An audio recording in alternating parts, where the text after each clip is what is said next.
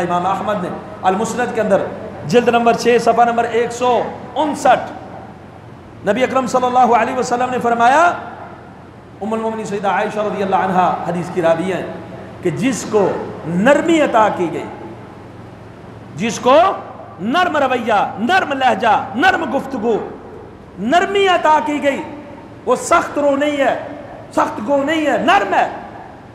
اسے دنیا اور آخرت کی بڑی بلائیاں عطا کر دی گئی۔ جو نرم مزاج آدمی، اسے اللہ دنیا اور آخرت کی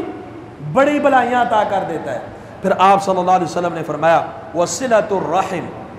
وَحُسْنُ الْخُلُقِ وَحُسْنُ الْجَوَارِ، تین چیزیں بیان کی، ایک صلہ رحمی، رشتہ داری کو ملانا،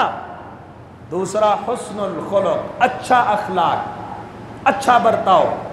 وحسن الجوار، اور اچھا پڑوسی، یعمران الدیار ویزیدان فی الاعمار۔ ان تین چیزوں کی وجہ سے، رشتہ داری ملانے سے، صلہ رحمی کرنے سے، اچھے اخلاق سے اور اچھے پڑوسی سے گھر آباد ہوتے ہیں اور عمروں میں اضافہ ہوتا ہے۔